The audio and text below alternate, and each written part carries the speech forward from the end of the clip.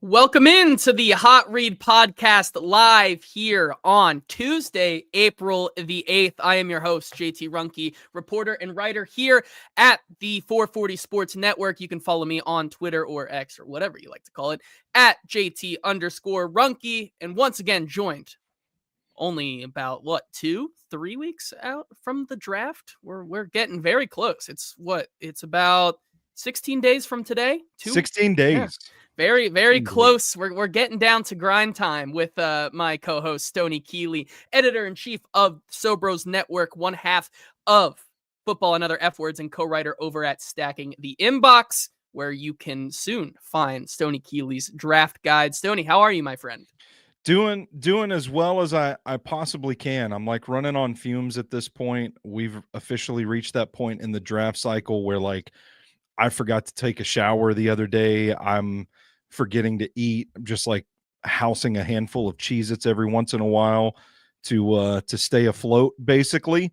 But it's the end is within sight. I mean, we're up to, I think we've got 149 prospects done. There is quite a bit of work to do within the next week, but I've got a stack of reports of just notes left and right, just all over the place that I've got to type up and get on the big board. Also, today was the first day that I had to mow my yard this season. I'm really sad about that. So You're sad about that? Yeah. You don't like mowing the lawn? Is that not a... I like mowing the lawn when I don't have a draft guide to put I out. see. Yeah, you like post-April mowing. Yeah, That's like where you let can me find your zen. when there's Right now, nothing it's a going chore. on. Yeah, I Yeah, get it. I can I take get my it. time, enjoy it, enjoy the smell, enjoy the feel of being outside, connected with nature, all that stuff. But I wish the grass wouldn't grow until May. That's all I'm Hey, saying. that's so fair. Well, unfortunately, with all the wetness we got last week, I don't think that was going to help you out. But we're almost there. Plenty of wetness. We're almost at we're almost at the finish line. I'm gonna skirt right over that. We're almost to the finish line. You with all of your written reports, me with this coverage, making a lot of video content, which you guys will be able to see for our 3 days of live draft coverage. So sick.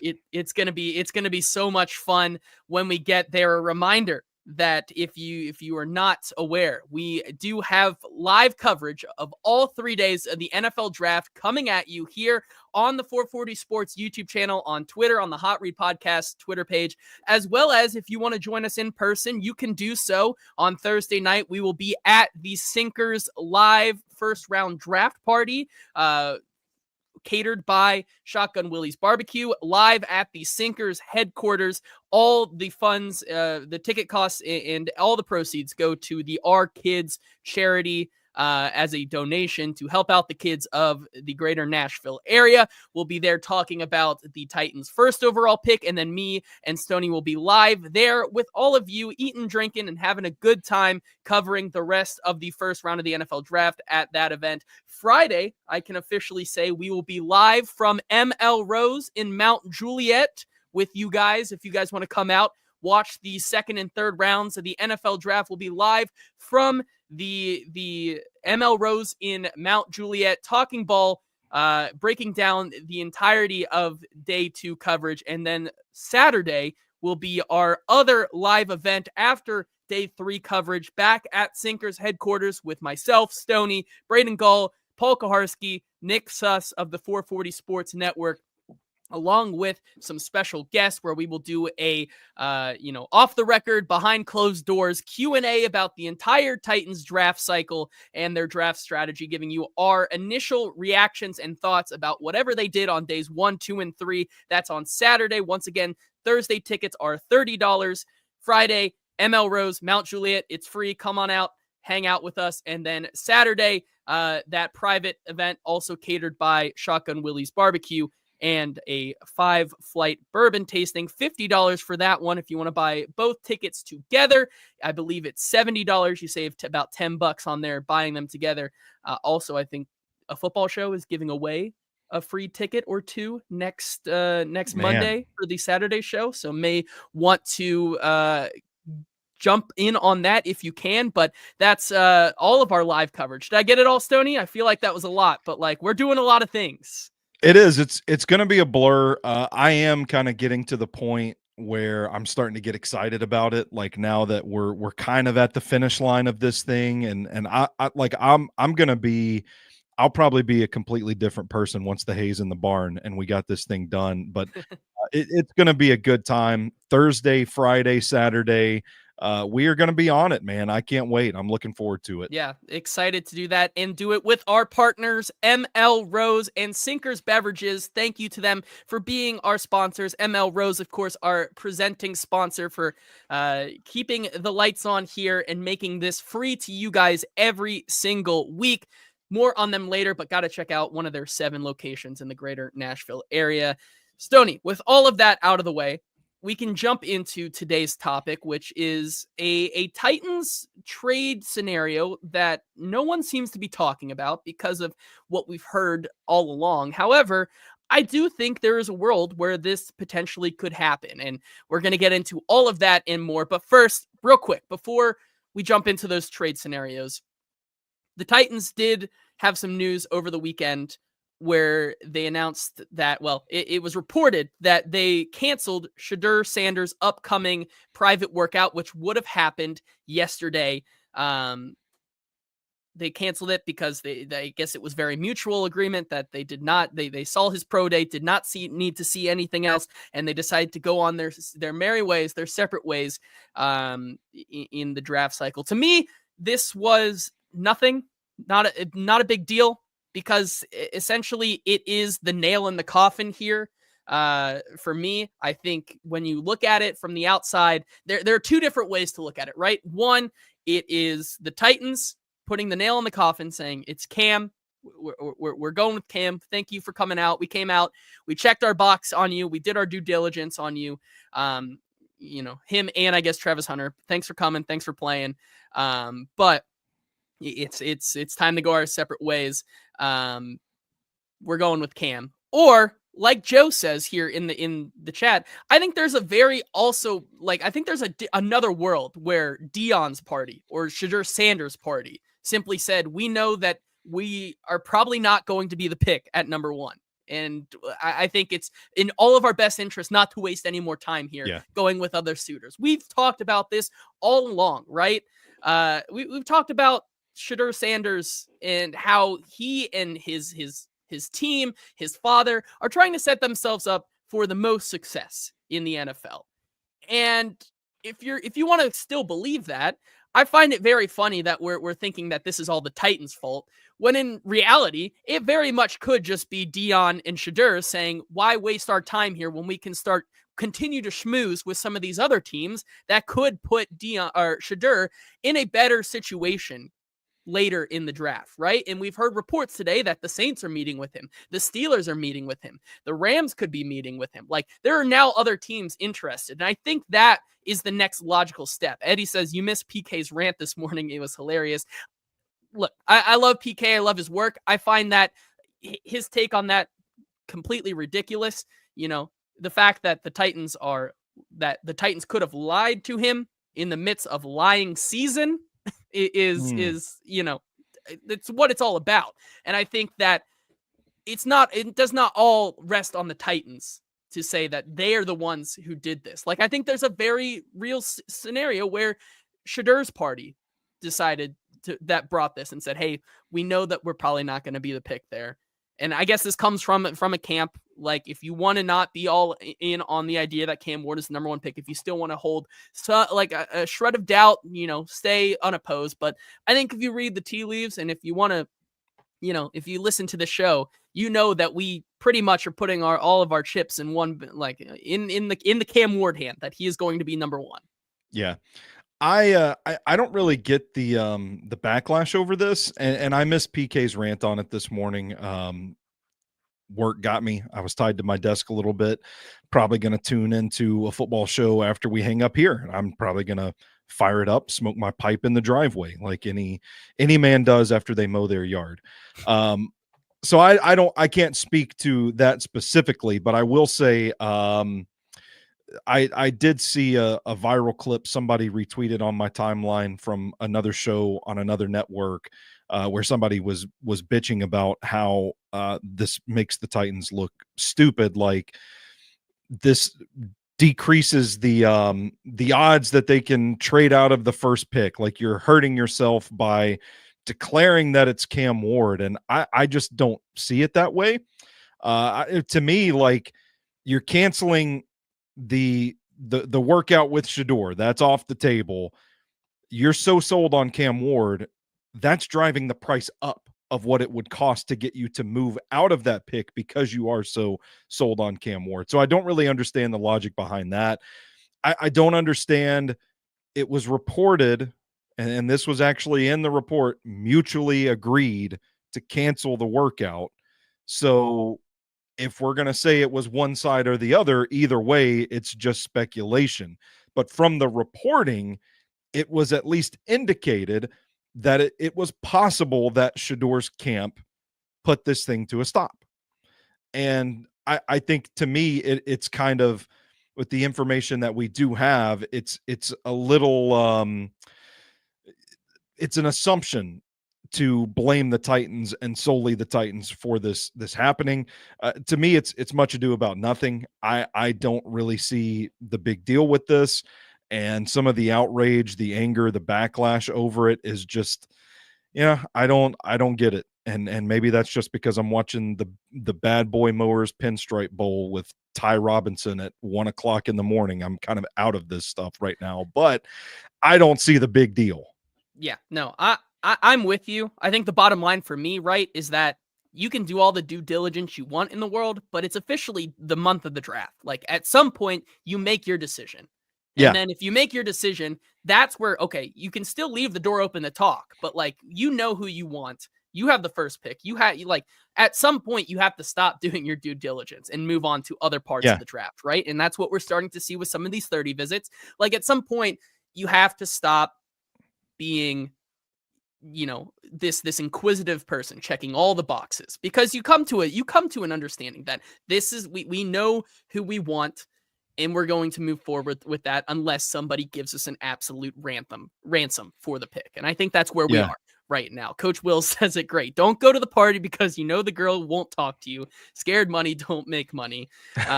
Like, It's good. I think, yeah, I mean, I think it's in everybody's best interest. And Specifically, if you from know who Shadur is and you know where he's coming from, you know why would Dion in Shadur's camp make them go to a Titans workout where they know he's probably not going to be the number one pick? Go spend more time with the Browns or the Giants, like it's someone who's actually interested.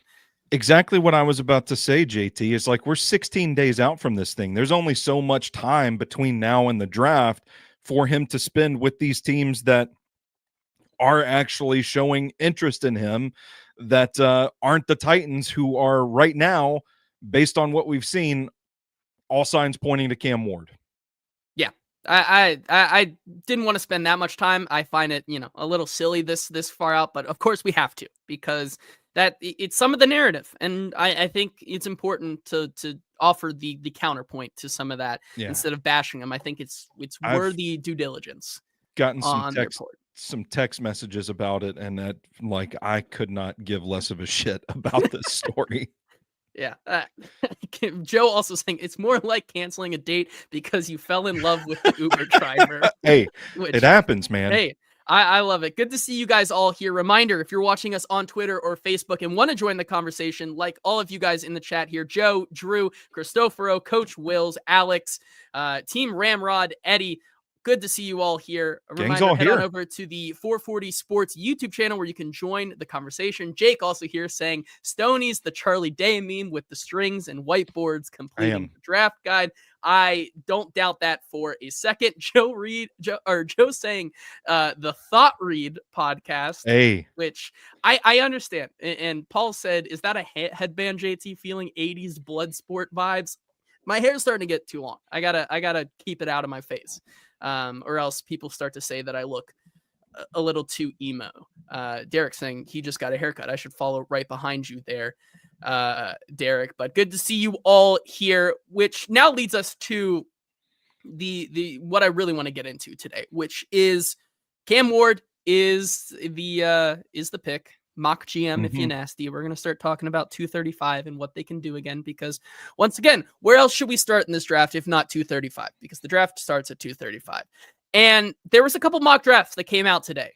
One being Mel Kiper's mock draft, another one from CBS Sports from Chris Trapasso, I think is how you say it. And the picks that were made, I think, are very, very interesting. And it's more so maybe the picks are interesting because I think they're interesting for one reason. And then the guys that went after the Titans picked at 235 are interesting for another reason. And we can get into all that. And that will lead to my big point, which I want to state that there's a way that the Titans could potentially trade up and still stay at 235 and find another top 100. Easton, good to see you. He says Titans pretty disorganized for that Colorado private workout cancellation. Am I right? Jake says Dada, not now. Jake also saying, looking forward to reading the Beast and seeing draft stocks go up and down because of that. I cannot wait. Also, the Beast comes out tomorrow. Exciting. Cannot wait for that. But Mel Kiper's mock draft, he had at 235 the Tennessee Titans taking Femi Oladejo, edge out of UCLA, which, hey, on the Hot Read podcast, big fans of Femi, we are. But when you look at that need and who was left on the board, like guys that Mel Kiper mocked after 235, you had Emeka Egbuka go the next pick. You had Luther Burden go later. JT Tuimoloau and guy. Nick Scorton all go after Femi Oladejo at 235. Yeah. Landon Jackson and also Princely Umanmielen were left off in his 2-round mock. And then Chris Trapasso of CBS Sports, who did a full 7-round mock, had Xavier Watts go to the Tennessee Titans at 35, the safety out of Notre Dame, someone who they have a top 30 visit with, but also left on the board after Xavier Watts.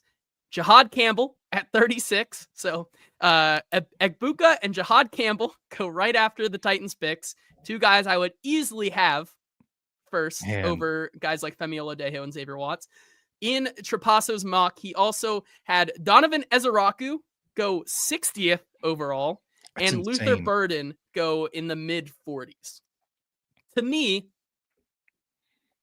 at 35, when you're talking about all these guys, Emeka Egbuka, Luther Burden, JTT, Nick Scorton, Jihad Campbell, Donovan Ezeraku, these are guys that I would take at 35 over Femi Oladejo and Xavier Watts with not even thinking about it. And I think to go even further, right? At 35 in general, when you're deciding between trade back or sticking and picking, right? Like Egbuka, Burden, Jihad Campbell, Ezeraku, maybe Scorton, maybe JTT. Like those are players that I think I'm sticking and picking. Like there's a real conversation to be had that we're getting to the point where either this is just the media spin cycle eating itself and we're all going to be looking dumb because these players are going to simply go from 15 to 25 and we're all just going to be dumb and whatnot. Or this is real and there's a reality where Egbuka, Burden, Ezeraku, Campbell are there at 35. And in that scenario, I find it really hard to convince me that taking an extra top 100 pick is worth it over one of those 4 guys. Yeah, I'm with you, JT. Femi Oladejo, listen, we talked about him on our edge rush preview. I really like the guy. I think he is kind of a surprise second-round guy. But when I look at my board, he's my 17th ranked edge. And I mean, it's partly a testament to the depth of this class. There are a lot of guys that I really like. It is a great year to go shopping for an edge rusher in the draft. Personally, I think the Titans could stand to add 2 and they would be great. But at 35, brother, that's a little rich for my blood, especially with the other options out there. Linebacker is not a popular selection for this team. I get it, but Jihad Campbell kind of feels like the exact type of linebacker that Denard Wilson would love to get his hands on. That would be a good value pick at 35. I think the guy is probably a top 15 player in this draft class. I don't remember where I have him on my big board at the time, but I like Ezeraku. I love the two wide receivers, Egbuka, Burden. To me, I don't know if this is like an agent driven sort of thing, but Oladejo, while I think could be a surprise in this draft and go a lot higher than people are expecting, 35 feels a little like we're a little lost in the sauce at this point. Yeah, I agree there. Drew's saying if we pass on Enzaraku at Yeah. 35, I'll take up a new hobby. Joe says Campbell can play edge for sure. He can't listen. I don't think he can't play off the edge.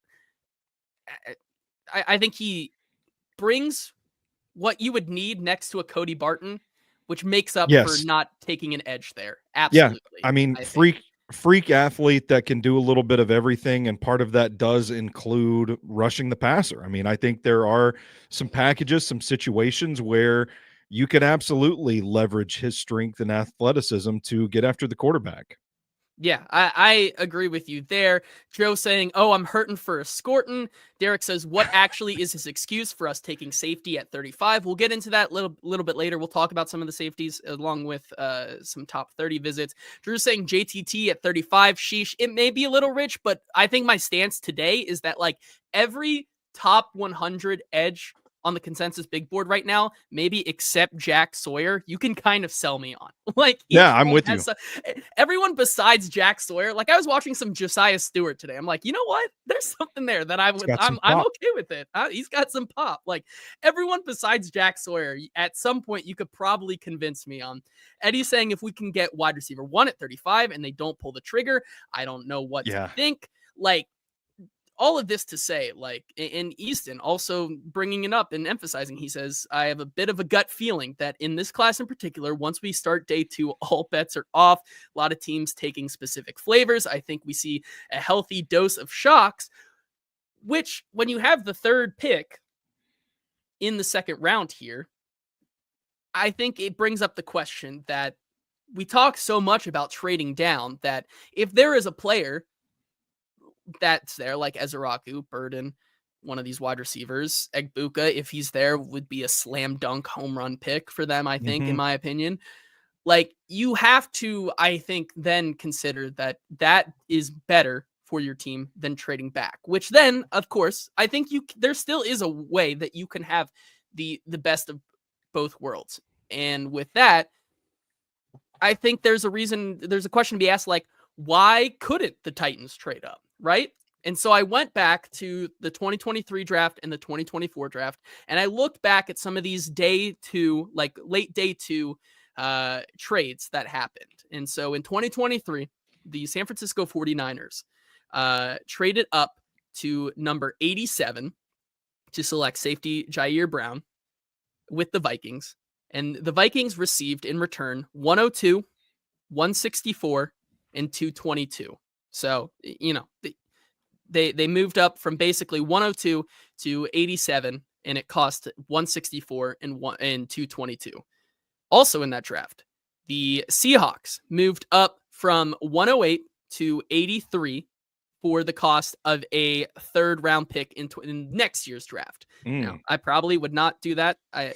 Like I said earlier today, I think I'm pretty much done with the Titans trading 3rd round picks for a little bit, right? Because just like in my tweet today where I said gun to my head, Kyle Williams goes at 66 to the Kansas City Chiefs, where the Titans are formerly the Titans pick. I think there's a reality that no matter who the Chiefs take, the consensus on the Chiefs pick at 66 is going to be, oh man, the Titans could have had him. Like that is such a good player for the Titans, right? If and so it's I think people are a little scarred about 3rd round picks. I would be out on the idea of selling a next year's 3rd to go up in this draft personally. But also just for narrative reasons, right? Like I think myself and Titans fans are tired of not having 3rd round picks, because just like last year, it would have been super nice to have a Dominic Pooney, but you don't have a 3rd. Like this year, it'd be nice to have a 3rd, but you don't. if the Chiefs use their 3rd round pick that they acquired from the Titans to take Kyle Williams, the way Twitter, I don't know if you've paid attention to it this week, JT, but like we're falling in love with Kyle Williams. At this point, we're gonna riot if they don't pick Cam Ward at 1 overall, and then we're gonna burn the city down if they don't pick Kyle Williams. So adding insult to injury, if the Chiefs take him with the pick that the Titans gave them for L'Jarius Sneed. Yeah. Tough scene. Tough Yeah, scene. it is a little bit of a tough scene. So like that pick's out of there, but so I'd be out on trading that. But then also in that draft, the Steelers move up from 93 to 80 so they trade 93 and 132 to go up to 80. So those 3 trades. The one most likely or kind of in the same realm is that 49ers Vikings trade, where the Vikings traded down from 87 and received 102, 164, and 222. Now, in the 2024 draft, there wasn't as much movement as there was in the 2023 draft. And of course, every draft is different, but the Eagles did trade down with the 49ers from 86 to 94 and picked up another 4th round pick, 132. So that's a similar-ish comp. It's closer, but not as similar as maybe the 49ers one. So I think there's still very much a world where you could potentially, like here, I'm just going to say my offer, right? Let's say you're at 87, right? You're at 87 and Kyle Williams is still on the board. Ooh. Would you be in? Now I know that may not be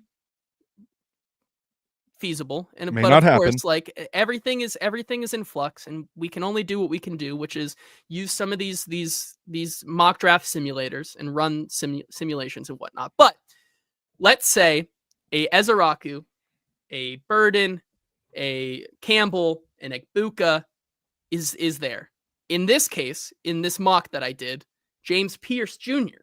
fell to 35. Oh, baby. Okay. So I said that's too good to pass up. So I took him.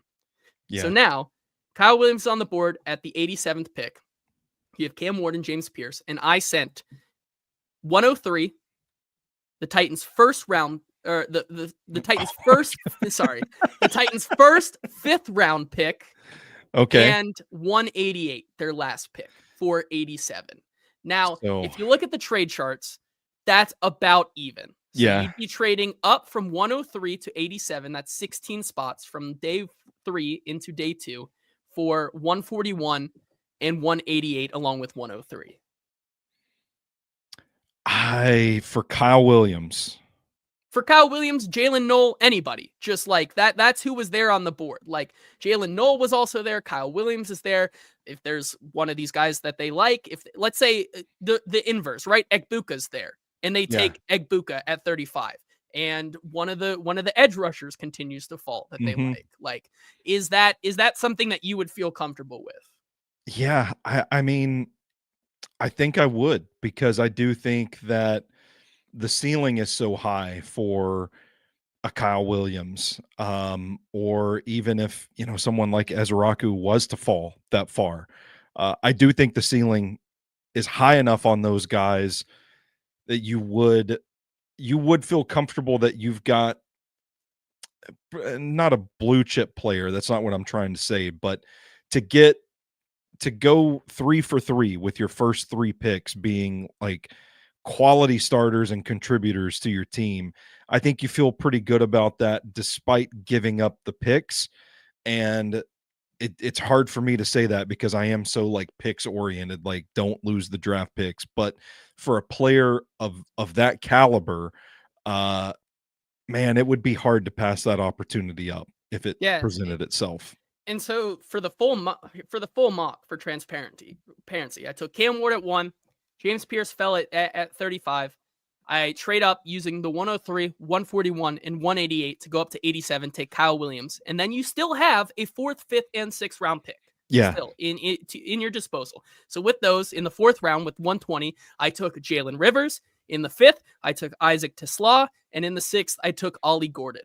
So in total, your entire, I guess, crop of guys is Cam Ward, your star edge rusher, your guy you're betting all your money on in James Pierce Hmm. Jr. on Hmm. the edge, and then Kyle Williams, Isaac Tesla, Ollie Gordon as your new offensive weapons to help Cam Ward, and then Jalen Rivers, a guy who we talked about as well in my mock draft 2.0, a guy who I think has the potential that if he sat behind a guy like Kevin Zeitler could become the Titans' next guard. I think he can fill in as a swing tackle or anywhere on the offensive line right now if needed immediately. Like I think there's a reality where if you do end up having to stick and pick at 35 because there's a player, once again, like we said earlier, Borgonzi, Brinker have all said it. We're not going to pass up on good players just for picks, right?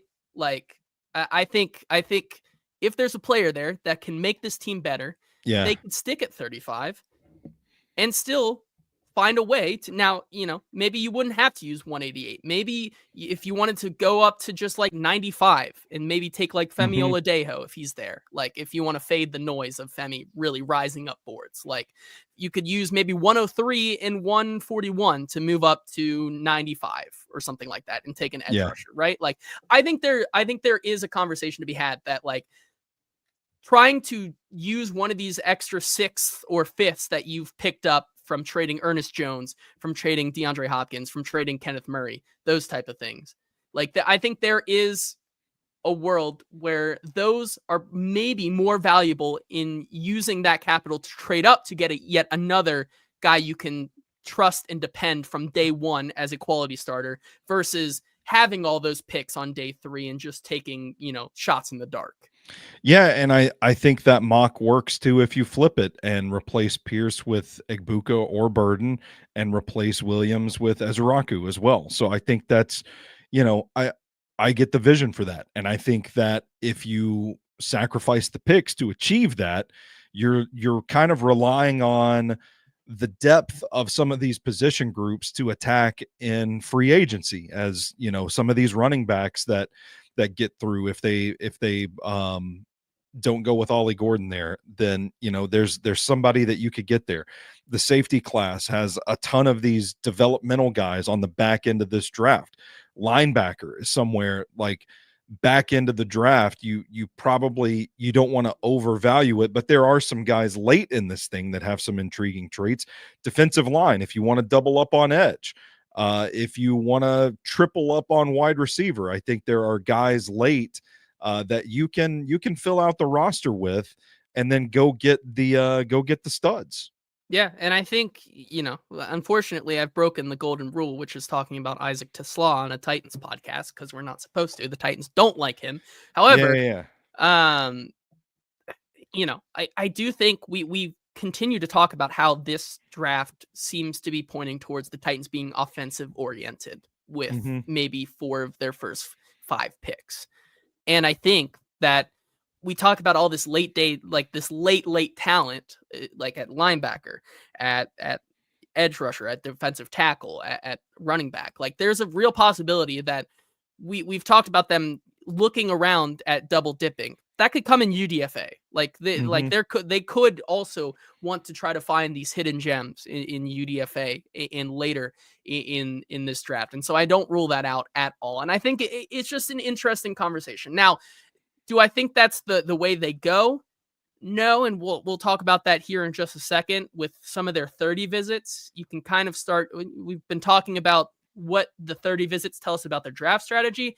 You can start to look at some of it, and it points towards them really liking a trade back scenario at 35.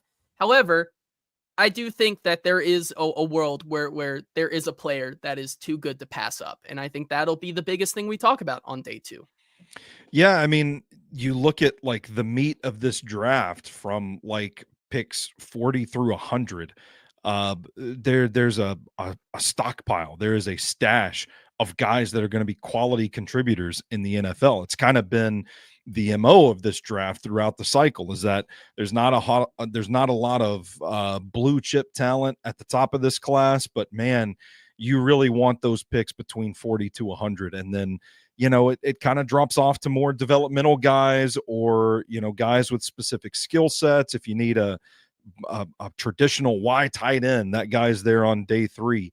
Yep. So it kind of tracks to it makes sense to kind of apply that approach to it.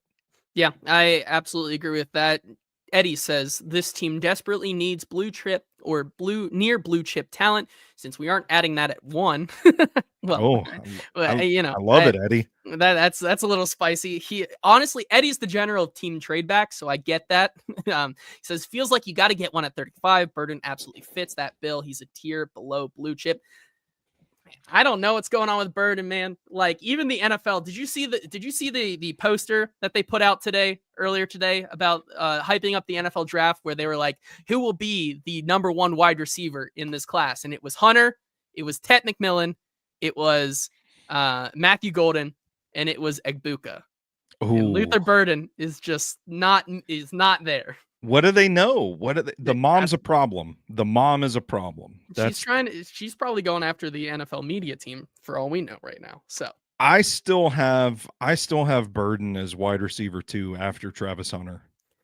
Yeah, I mean, it's going to be fascinating what happens with him, and I think I think there's a very real chance that he could be the biggest surprise on day 1. One of these teams goes with him, or he's the only thing we start talking about to kick off our day 2 coverage. Like that, that is where, that's where I think we are. Easton saying left to slaw off that ESPN graphic as rage bait. Eddie saying just for the record, I don't hate Ward. I just don't view him as a blue chip quarterback prospect. Most aren't. I agree with that as well. Scott says I haven't heard any of this uproar, but why should someone care if we canceled his private workout? So what? They have interviewed him and met with him. Yeah, exactly, Scott. If you missed out like that, that's basically what we said. It's not that big of a deal, in my opinion, and I don't think it should be. But yeah, that's just my thoughts on the trade, where we are right now with hashtag trade back in the second or moving up. I think I think this draft is starting to point us in a direction where they are going to they are going to find another pick in the top 100. I think that is the reality that we are in right now. And so I think at this point, whether it is trading up, trading back, they're going to find one. And I think that's just yet another option if they do end up staying at 35. We'll get into some of these other top 30 visits and some of the safety targets that I think the Titans could be looking at if they opt to get a little bit greedy at that position, go for a safety. But before we get into that, have to thank our wonderful sponsor, M.L.Rose Craft Beer and Burgers, 7 locations in the greater Nashville area in Capitol View, Franklin, Gallatin, Melrose, 8th Avenue, Mount Juliet, Sylvan Park, and an 8th location coming soon to Inglewood. Reminder, on that Friday, day 2 of the draft, rounds 2 and 3, will be live from the M.L.Rose in Mount Juliet. Come out, eat some of their craft burgers, some of their appetizers, drink one of the over 25 beers on tap that they have at all locations, and watch the day 2 of the draft with us. Even if you don't come out, you got to get out there because it's some of the best food in town. Stoney, I know you just went out there the other day, had the Thick Boy burger. How was it? Oh, it's fantastic. I never knew I needed fried pickles on a burger. They're but good, now man, I know. right? It's good. It's awesome. Yeah, it's phenomenal. The Thick Boy burger comes with fried pickles, ranch, pepper jack cheese. Like it is the real deal, served with waffle fries. Gotta try it out because it is the burger of the month for April. I know we'll be having it when we do our live coverage there. Also, thank you to Sinkers Beverages, who are hosting our other 2 NFL draft events, one on Thursday for the first round watch party at their headquarters, as well as our private behind closed doors, off the record Q&A podcast session with all of you guys. All of it catered by Shotgun Willie's Barbecue, 5 Flight Bourbon tasting on Saturday. Thank you to Sinkers Beverages for sponsoring the show, and check out the links to those tickets below in the description for Thursday and Friday. All the details are down there. Okay, Stoney. So we did get, since Friday's show, we did get some more top 30 visit news. And I put out this tweet yesterday, I believe, or yesterday or Sunday, and it got taken out of context because I said Titans trade back looks increasingly likely with their top 30 visits. And maybe I should have said Titans trade back at 2.35, which if you follow me on Twitter and you're not assuming that I'm not already assuming that Cam Ward's the pick at 1, then I'm just going to assume that you are a new follower. Thank you for following me, but I'm just going to assume you're new around here because the Titans top 30 visits now. And I went through the ones that they are confirmed to have from after 35 all the way down to 100. And so that leads us with a new one. The offensive lineman from Ohio State, Donovan Jackson, guard/tackle, can do it both.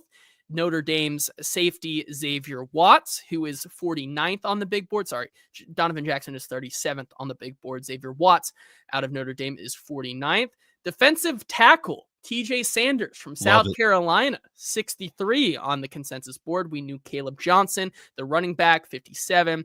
Femi Oladejo, 84 now on the consensus board. He's rising no matter where you go. He's going to be top 15 in 2 weeks. Yeah, right? Consider on this trajectory. Charles Grant from William and Mary is 94th. Terrence Ferguson, the tight end out of Oregon, is 99. And Kyle Williams, who is meeting, I believe, today with the Tennessee Titans, rounds it out at 100. And so that's the opposite argument, right? Like you look at this board, 37, 49, 63, 57, 69, 84, 94, and you're saying with some of these meetings, okay, well, a lot of these guys look like they're going to be in the meat and potatoes of day 2, right? Like early third round ish area, right? And so that's, to me, signals, okay, this team may be starting to moving from the first overall pick and looking at doing their due diligence on a number of these guys in the third-ish round, right? Because I think they're preparing for a reality where they do trade back in the second and go to mid-40s and pick up something around the 80, where you could realistically look at a guy like TJ Sanders, a guy like Isaiah Bond, a guy like Femi Oladejo, a guy like Charles Grant, Kyle Williams, Terrence Ferguson. That's where I think they're headed right now, in my opinion. And a lot of these 30 visits are leading towards that, is it not? Yeah, and I specifically thought that about the Caleb Johnson visit because and I brought this up to you guys in a group chat. I don't know if I've said it on air yet, but it just feels really weird to have a 30 visit with Caleb Johnson. And I started thinking that maybe the NFL doesn't view him as highly as draft media does, and that maybe they're thinking he is going to be a potential day 3 option. Like he might slide to day 3. I think his tape is probably in this class, probably is a day 3 prospect, but we don't have to open that can of worms right now. People love Caleb Johnson for some reason. And he does complement what the Titans want in a running back in this slot. Like he is a power downhill north-south kind of runner. I'm not trying to take that away from him, but based on where the stock is now, you would think, oh, they're going to have to burn 35 to get him. And I just don't think that's worth it. And so I thought, okay, well, maybe that's just a one-time incident where maybe the draft media just isn't on the same page with what the NFL actually thinks about a prospect. They're anticipating he could be an option in the 4th round.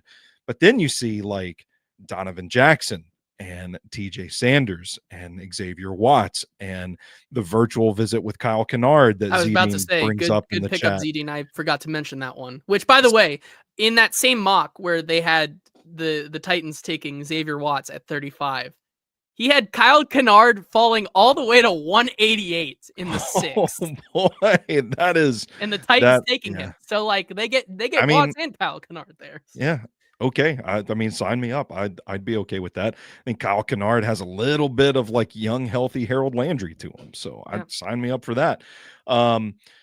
So you start following the breadcrumbs and it's like, okay, there's not going to be a disparity between draft media and NFL on all of these guys. Like all of these guys are going to be, you look at specifically Jackson, Watts, and Sanders, I'm willing to bet money that if they stand pat at 35 and they don't pick up another day 2 pick, or they don't trade up to get it, I mean, those are guys you're going to have to burn 35 on because they're not going to be there at 103. Yep. So I don't know. It's some interesting posturing when you look at the nature of some of these 30 visits. Absolutely. And that is a good, now burning 35, I think gets us back to, I believe, was it Paul's question? I think someone here in the chat said, got to explain the idea behind Xavier Watts at 35. I forget. Apologies if I can't find who it was. However, listen, I do think that, Xavier Watts is one of my favorite safeties in this class. And I I like think him a lot too.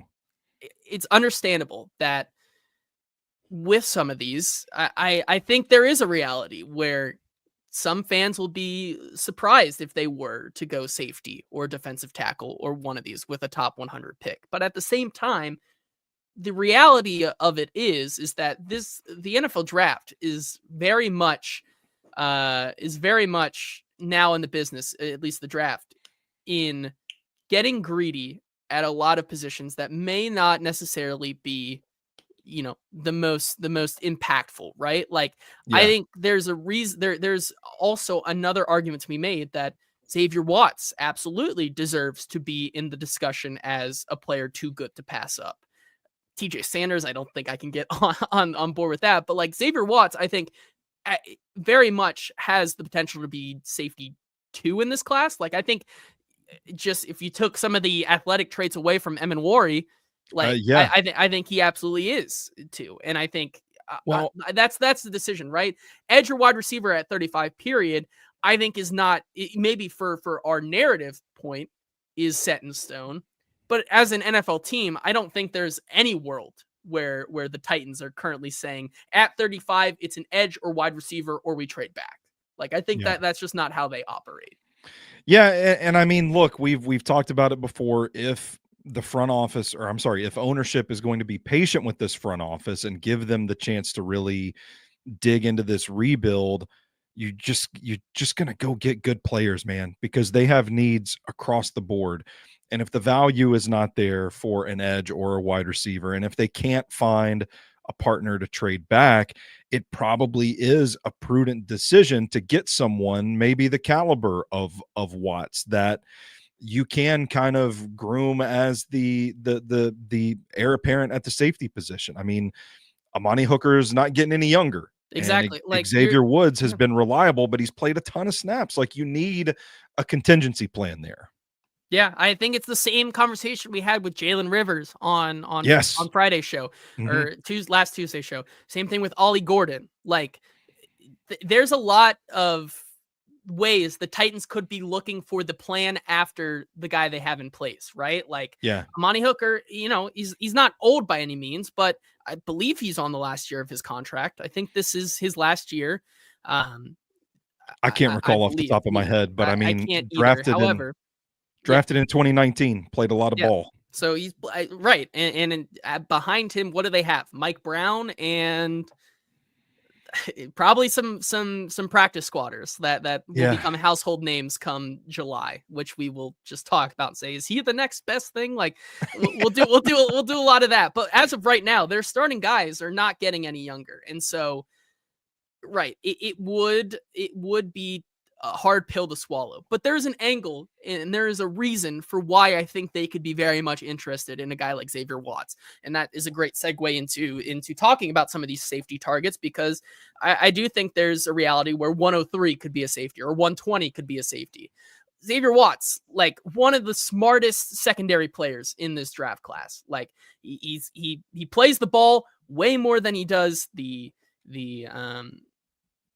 receiver. He's a linebacker in run coverage. He kind of does it all, and he's very, very smart. He's one of those guys that every year it's like I make a list in my head of like who I think the smartest players in the class are. And like last year, or 2 years ago, it was like I forget the guy that went to Green Bay from Iowa. The Iowa boys were like some of my smartest players in that one.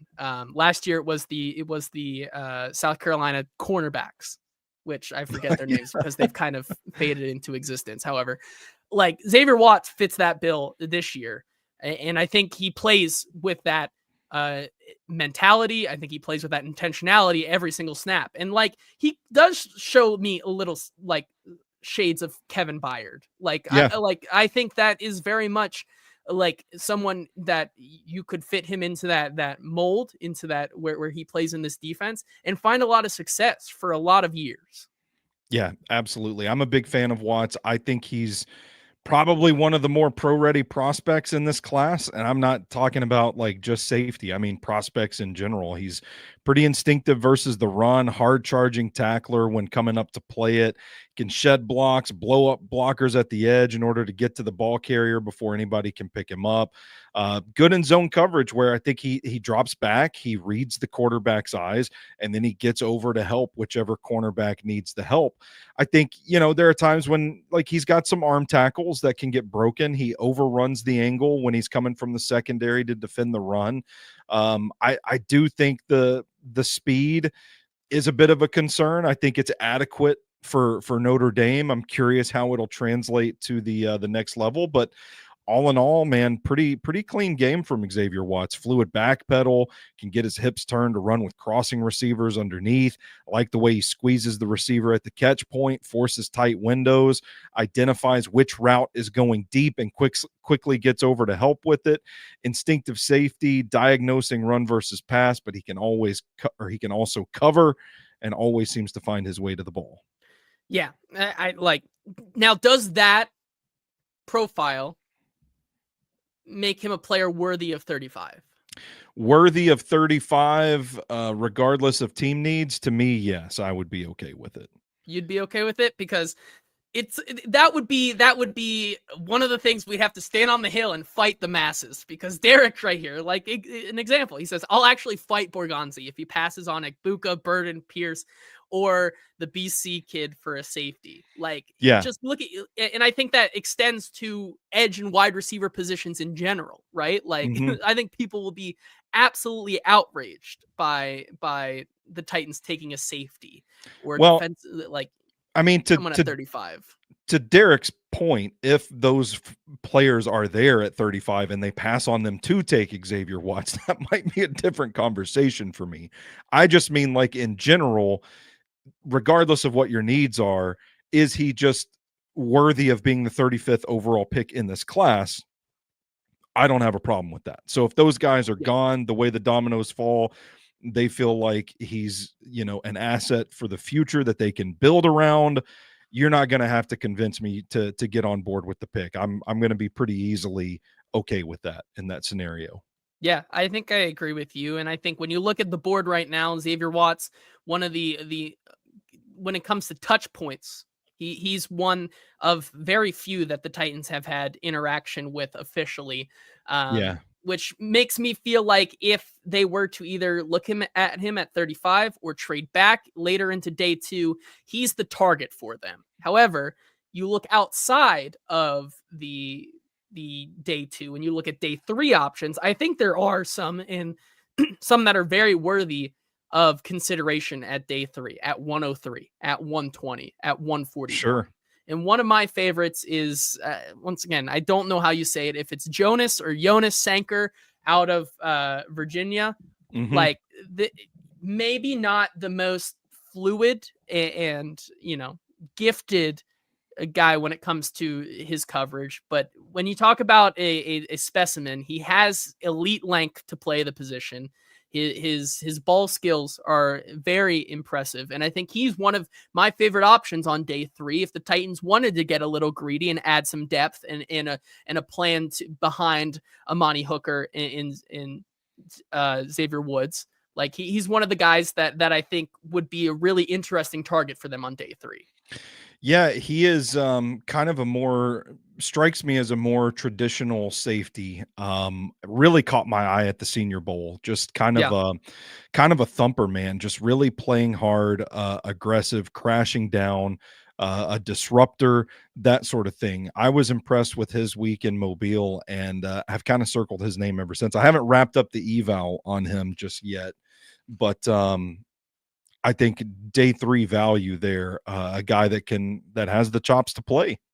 Yeah, I absolutely agree with you. He currently on the consensus board is 126. So depending Fourth and round. fourth round where you'd be getting him. And I mean, yeah, you just 6 foot 206, 32 and six sevenths or 6/8 arms. Yeah. 4.48 40 time with a 706 3 cone. Like he's not as fluid as you want him to be, but like as Drew says, prototypical of a box safety as there is. Hmm. He also wants us to talk about Malik Verndon. He says he's one of his biggest sleepers in the class in the mid 200s on the consensus board. For him, he's a borderline top 100 guy.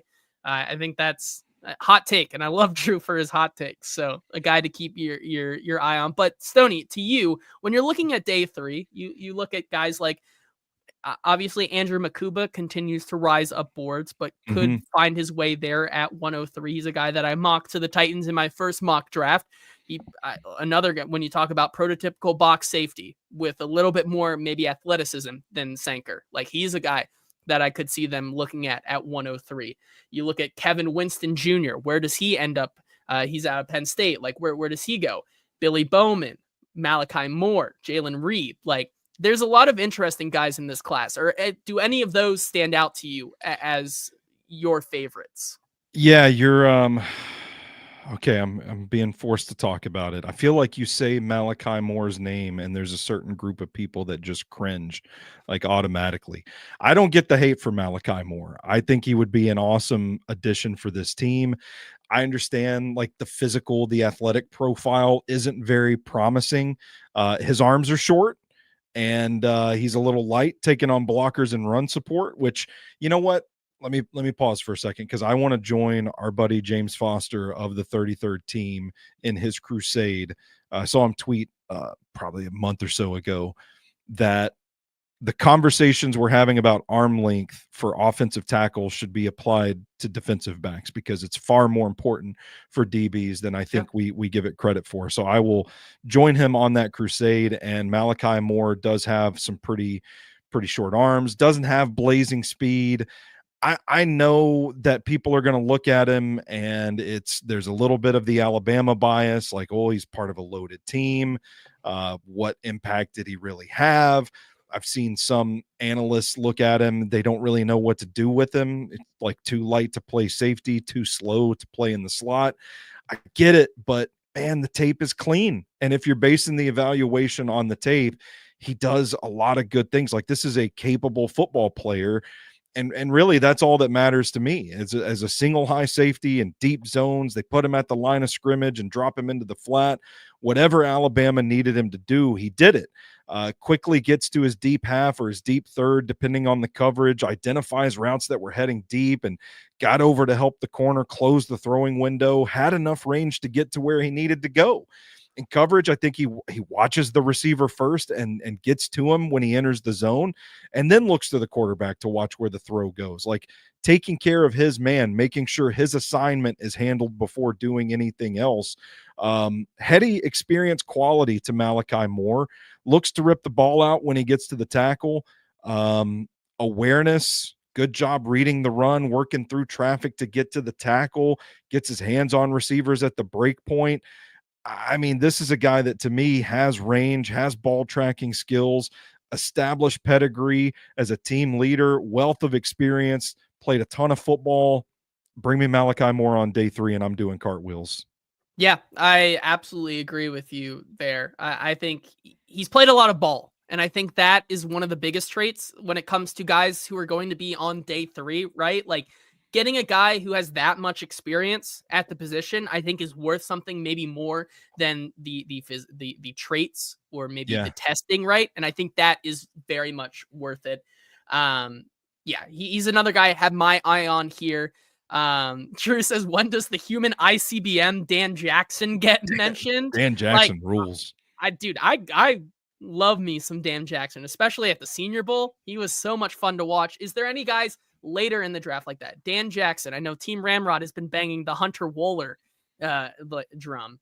Oh man. You look at like Caleb Ransaw, like or any of those guys you have any interest in? I feel like there is a safety on my list that I haven't wrapped up.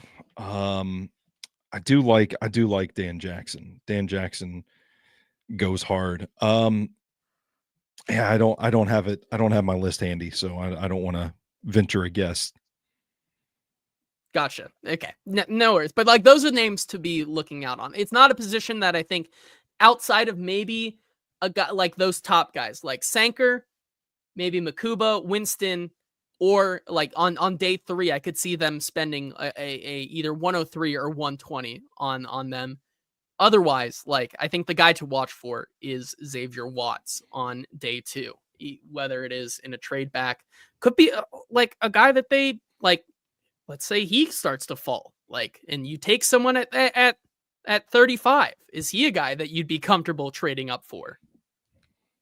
Is that something that could also be at play? Like, I think that all goes into it, and then we can, before we get out of here, get to some of your questions. Coach Will says, "I hope everyone is prepared for chaos in 2 weeks. The Titans are going to do something wild," which I think is also fair to go into Zedian's question, where he says, "Do you think day 2 picks are already set up prior to the draft, or do you think it depends on who is on the board after day 1?" It's absolutely who is on the board after day 1. Like, Yeah. I nobody is prepared for what'll happen on day 2. Like that, like teams have their own individual boards, like of players that they like, but like nobody knows exactly what's going to happen there. Callahan continues to bang the drum for trading for Luke Musgrave. Listen, I like some Luke Musgrave. I don't know if I'm trading a pick for Luke Musgrave. Now, like maybe 151 for Luke Musgrave. Sure. We'll see what happens. Like I'm willing to kick the tires on him. But like, yeah, I think that's where I am. Anything else to add, Stoney? Y'all have fun on your boat with the Luke Musgrave hype. Y'all I y'all have fun. I'm gonna stay here. I'm gonna sit Listen, back. I really enjoyed Luke Musgrave coming out, and hey, you know who else I enjoyed coming out? Tucker Kraft. So at least one of them is One of successful. them hit. Yeah, one of Yeah, them hit. and so Mhm. that's all I'm looking for here. Um, Jake saying thoughts on a trade after the first round night, like after the first round, like in between, like I don't know, has that ever happened? But like, I don't know off the top of my head. yeah, I don't know either, but you know, we shall see. And so I think that's where we are going to, uh, yeah, in between. I don't know if that's ever happened. I feel like yeah, I don't know. I don't know either. I don't want to speculate and just ramble. So, It would be interesting though, like you like just get it out of the way, like reset before the day even starts. Like yeah. I highly doubt that they would do that, just because anything can happen, especially when you have the third pick in in the second round. But Mhm. we'll have to see. And so that's where we're gonna end our show today. Thank you all for being here. We will be back on Friday talking more about these 30 visits. I think we'll get into more of the discussion on the idea of maybe taking a defensive tackle in this draft, maybe the potential of getting some of these other trades going with players who are on the roster still. Hint, hint. Maybe talking a little bit Yeah. Will Levis. Maybe talking about Jeffrey Simmons. And is that idea dead? We can talk about all that and more on You know, Friday. can I throw another little tease out there? Yeah. They've shown some interest in Robert Longerbeam, probably smaller Yes. guy, projects as slot. Shown some interest in Upton Stout. Why are they looking for? Why are they sniffing around for new slot corners? Hmm. Could our boy Interesting. could our boy Roger Could our be? boy Roger be on the move? Like Oh boy, another guy whose contract is almost up. Like we're gonna get into some crazy hypotheticals, which may not actually be that crazy. However, gonna do that and so much more on Friday. Thank you to M.L.Rose and look, Drew already in the comments saying I miss Roger. like I'm he's just gone. saying. I Um, just the short arms. yeah, I wonder if maybe that's a maybe I don't know if disqualifier yeah I for don't know if it cuts it anymore. Yeah. for Brinker in the gang, but we will talk about that as the chat is certainly fired up about that. So it'll be a good conversation on Friday. Thank you to M.L.Rose and Sinkers Beverages for sponsoring the show. Links to the Thursday night tickets and the Saturday night tickets are in the description of both the YouTube and the podcast feeds. Remember, we will be live at M.L.Rose at Mount Juliet on Friday night of the draft, covering day 2 of the draft from there. And until Friday, this has been the Hot Read Podcast. We will talk to you then. Have a good week.